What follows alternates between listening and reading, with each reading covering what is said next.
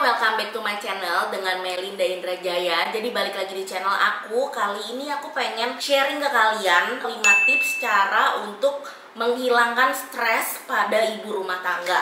Nah, kenapa aku pengen bawa ini isu ini? Karena aku ngerasa tuh sebagai ibu rumah tangga kita tuh lelah banget ya. Maksudnya kerjaan yang tidak ada habisnya, 7 kali 24 jam. Terus seorang ibu tuh pasti pikirannya bercabang kemana-mana. Contohnya kayak hal-hal kecil aja tuh kita pikirin. Misalnya kayak besok mau masak apa nih, bawa bekal apa buat anak, suami makan apa, buah di kulkas habis, belum bayar listrik dan segala macemnya. Banyak banget tuh di otak kita tuh, sampai kita tuh kadang kayak terlalu banyak yang dilakukan dan terlalu sedikit waktu yang bisa dipakai. Jadi tuh kadang menyebabkan stres atau burnout pada ibu. Jadi di sini aku pengen sharing 5 cara sederhana yang bisa kalian lakukan di rumah. Kalau misalnya stres itu tuh bisa berujung kepada burnout dan juga depresi, maka itu kalian juga harus bisa mengetahui nih, apa sih kira-kira yang bikin kita tuh stres gitu. Tips pertama yang aku pengen sharing ke kalian itu, yang pertama adalah buat to-do list dari malam atau pagi sebelum beraktivitas. Jadi cara ini tuh ampuh banget untuk memindahkan isi kepala kita yang kayak udah semrawut, itu kalian pindahkan ke kertas lalu kalian tulis. Dengan cara seperti itu aku ngerasa kayak stres aku tuh aku transfer ke kertas, jadi aku nggak pusing lagi gitu. At least itu better, membantu. Tips yang kedua adalah susun skala prioritas. Jadi ketika udah dibikin to-do list itu, kalian lalu bisa pindahkan itu ke matriks. Kalau misalnya saat ini metode yang lagi banyak dipakai sama orang-orang adalah Eisenhower Matrix. Ini menjadi 4 tabel, yaitu important, not important, urgent, not urgent.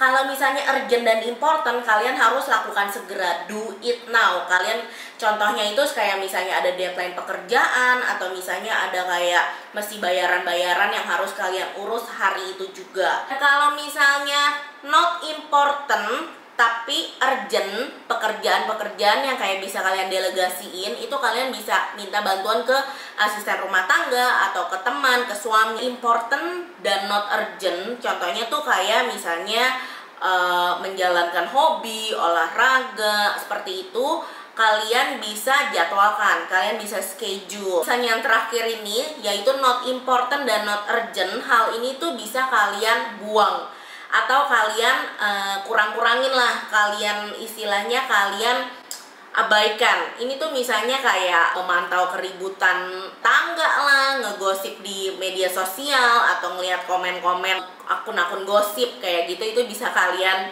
buang jauh-jauh karena itu menu-menuhin otak, meskipun kadang buat ibu-ibu agak refreshing ya kan. Tips yang ketiga adalah berdiskusi dengan support system atau dengan suami. Jadi aku ngerasa tuh diskusi dengan suami merupakan support system yang paling dekat dengan kita. Jadi kalian bisa bicarakan ke suami hal apa yang kalian rasakan, lalu gimana maksudnya kayak cara untuk solusi untuk menyelesaikannya. Kadang tuh sebagai istri kita tuh kayak pengennya tuh didengerin kan.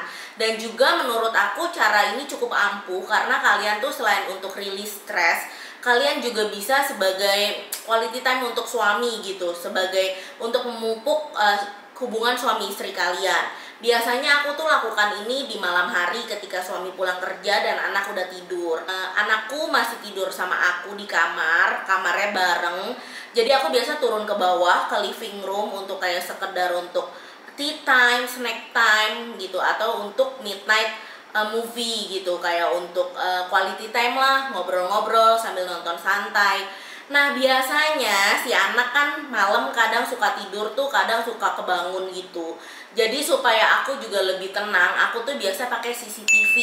Ini adalah CCTV dari Bardi. Dia tuh kecil-kecil cabai rawit. Karena enaknya CCTV ini, kalian tuh bentuknya kecil, jadi kalian tuh bisa taruh dimanapun. Aku tuh biasanya taruh di dekat ranjang. Kadang kan mungkin kalian udah punya CCTV gede yang kayak di ujung-ujung kamar di atas. Nah CCTV ini fungsinya buat ngedeketin ke ranjang atau ke badannya si anak. Jadi kita bisa tahu detail gitu, si anak tuh lagi tidur pules atau enggak, atau misalnya si anak tuh kebangun atau enggak, ada suaranya kan, jadi kita bisa denger. Bagusnya lagi dia tuh ada night mode, jadi kalau misalnya meskipun ruangannya gelap, tetap terlihat si anak tuh aktivitasnya lagi ngapain, atau misalnya bergerak atau teriak, kita bisa denger jadinya. Nah, quality time untuk suami itu jadi lebih berkualitas karena aku juga nggak worry dan juga nggak ngerasa harus cepet-cepet nemenin si anak di kamar kayak gitu sih. Tips keempat yang menurut aku paling penting yaitu kalian harus punya waktu untuk diri sendiri atau me time. Jadi kalian bisa titipin anak kalian, misalnya minta izin ke suami atau misalnya ke orang tua atau misalnya ke asisten rumah tangga, untuk kalian tuh punya waktu berdamai dengan diri sendiri, untuk ngecharge juga. Nggak usah yang repot-repot, tapi kayak misalnya just sekedar nyetir sendiri aja tuh menurut aku udah me time buat diri aku sih. Sambil denger musik, terus kadang pikiran kita juga kayak bisa mikirin hal-hal yang biasanya tuh nggak kepikiran di rumah karena riweh gitu.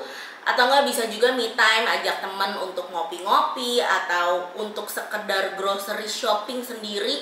Itu ketika pulang tuh aku ngerasa nge-recharge banget gitu. Aku jadi bisa balik ke rutinitas sebelumnya dengan energi yang lebih ekstra. Kelima, kalian bisa minta pertolongan dari orang-orang terdekat atau bahkan bantuan profesional kalau misalnya kalian ngerasa stresnya kalian tuh udah mengarah ke arah depresi. Kalian bisa diskusikan ke teman-teman atau ke orang-orang yang kalian percaya atau bahkan ke psikolog yang profesional. Dan kalau misalnya kalian ngerasa kalian terlalu overwhelming dengan pekerjaan-pekerjaan rumah kalian atau dengan mengurus anak, kalian bisa banget minta pertolongan ke orang-orang terdekat yang mungkin bisa memahami kalian atau menolong kalian. Jadi sekian sharing aku kali ini. Kalau misalnya kalian ngerasa ada tips-tips menarik yang lain yang bisa kalian bagiin buat teman-teman ibu rumah tangga kita yang lagi stres, kalian bisa komen di bawah, kalian bisa subscribe channel aku, dan sampai jumpa di channel aku berikutnya. Bye!